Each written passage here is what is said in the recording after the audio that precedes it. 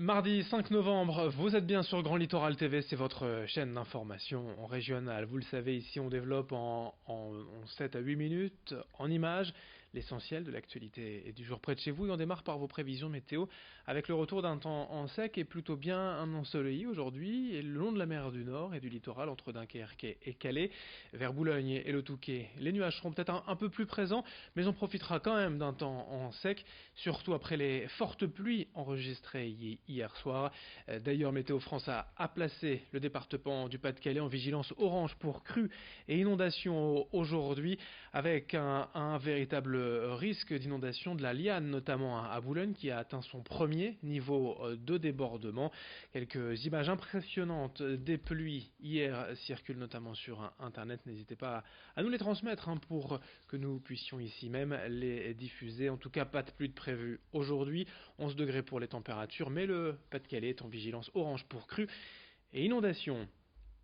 Dans ce journal, vous avez vu l'image rapidement, si l'on a beaucoup parlé du tourisme sur le littoral, à Calais notamment ces derniers jours, via le réveil du dragon en ce week-end. Ailleurs, sur la côte d'Opale, les villes de Boulogne et Dunkerque attirent de plus en plus de visiteurs, si l'on en croit les chiffres récents de la plateforme d'hébergement Airbnb. Le site a publié le bilan des 10 destinations privilégiées des Français pour les vacances de la Toussaint. Et bien notez que la ville de Boulogne arrive en deuxième position avec une hausse de 108% des réservations.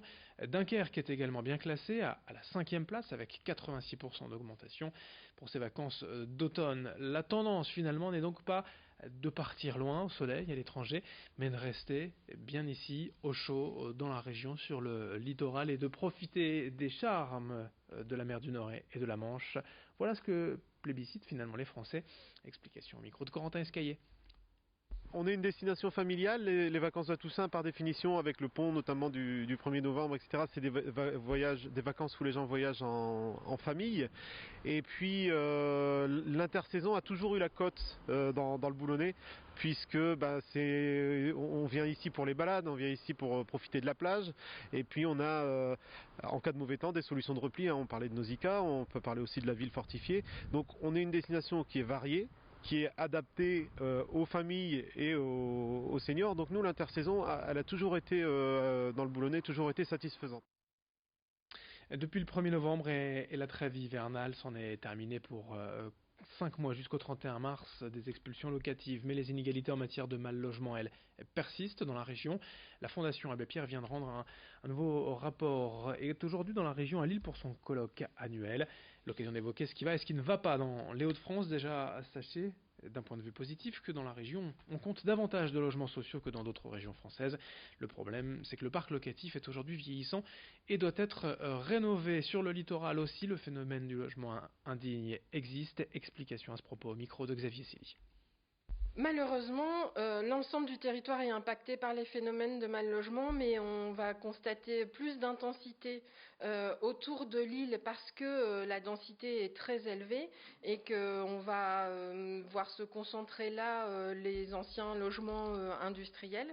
On a aussi beaucoup de difficultés sur les littorales, notamment pour accueillir les jeunes avec des logements qui sont adaptés à leurs ressources souvent irrégulières.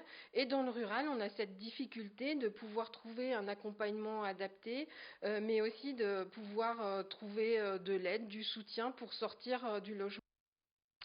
On continue d'évoquer l'actualité régionale avec du sport, de la voile, cette fois et de la course au large précisément. Le Dunkerquois Thomas Ruyant est engagé sur la Transat Jacques Vabre, une course en double partie du Havre le 27 octobre pour rejoindre le Brésil et Salvador de Bahia. Associé à Antoine Coche, le nordiste prépare actuellement le prochain Vendée Globe sur son bateau, sponsorisé par la société nordiste Advance for Cybersecurity. Après un début de course difficile et un arrêt dès les premières heures pour réparer une avarie, le nordiste et son compère remontent au classement. Ils étaient ce matin en 11e, avec toutefois plus de 500 km de retard sur la tête de course. Hier midi, une vacation radio avait lieu avec eux au siège de leur sponsor, l'occasion d'interroger le team manager de Thomas Ruyant, ses objectifs pour les prochains jours et la fin de course au micro de Vincent Vieillard. Si on aurait pu dire qu'on était en 11e position aujourd'hui il y a 6 mois, on serait très très très content. Donc on se donne pas des objectifs. Évidemment, on aimerait bien être dans les 10 et le rêve, ça serait vraiment d'être dans les 5. Mais faut être raisonnable aussi parce qu'il y a plein de choses, plein de routes devant nous et aussi il y a des super bateaux devant nous dans la course. Il y a quand même quelques centaines de milles devant nous, donc ça serait vraiment très très compliqué à rattraper tous ces bateaux devant. Dans le reste de cette édition sur Grand Littoral TV, il y en a depuis plusieurs années au Japon et dans certaines grandes villes françaises, il y en a aussi un désormais à Boulogne-sur-Mer. Un bar à chats a ouvert hier rue Fédherbe. Ici, 4 chats sont installés pour offrir un moment de détente et de calme. Les chats présents sont bien évidemment stérilisés, vaccinés et disponibles à l'adoption en cas de coup de cœur d'un client avec l'un de ces minous. Pour boire un verre, travailler et se reposer tout en profitant de la compagnie des chats, le Chatronome est un espace idéal pour celles et ceux qui ne peuvent en avoir un à la maison.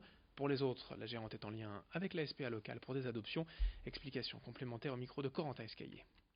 Ils sont stérilisés, vaccinés. Avant leur entrée au café, il y a des tests supplémentaires. J'ai un vétérinaire sanitaire référent qui s'est engagé auprès du département pour veiller à la bonne marche du café, à la bonne santé des animaux. Avant leur entrée au café, le vétérinaire voit les animaux, les contrôle. C'est très encadré et c'est une bonne chose aussi. Si quelqu'un est intéressé par adopter un animal, ce qui sera bien sûr une bonne nouvelle, je les mets en relation et toutes les démarches se passent avec l'association.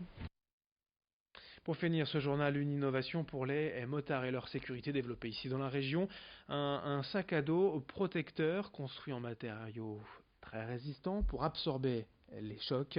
De nombreux motards en effet se déplacent avec un sac à dos, mais ces objets à l'intérieur peuvent être dangereux, parfois en cas de chute. L'idée est donc de profiter de ce sac à dos pour créer une coque protectrice qui protège notamment la colonne vertébrale, souvent impactée en cas d'accident. Le projet vient d'être commercialisé après 4 ans de recherche et développement, vendu au prix de 400 €. Cette marque baptisée Hérode a été développée ici et on nous la présente au micro de Florine Curec. Le prix de départ est de 400 €. On a ensuite, avec cette base-là, on peut agrémenter le sac avec des équipements supplémentaires comme des sacoches aimantées sur la ceinture lombaire.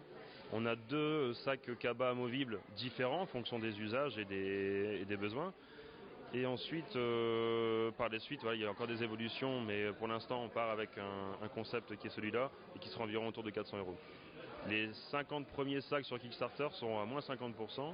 Les 50 suivants à moins 40 et ensuite on passera jusqu'à la fin de la campagne à moins 25. Fin de ce journal en ce mardi 5 novembre sur Grand Littoral TV. La suite sont vos prévisions météo. Très bonne journée à toutes et à tous.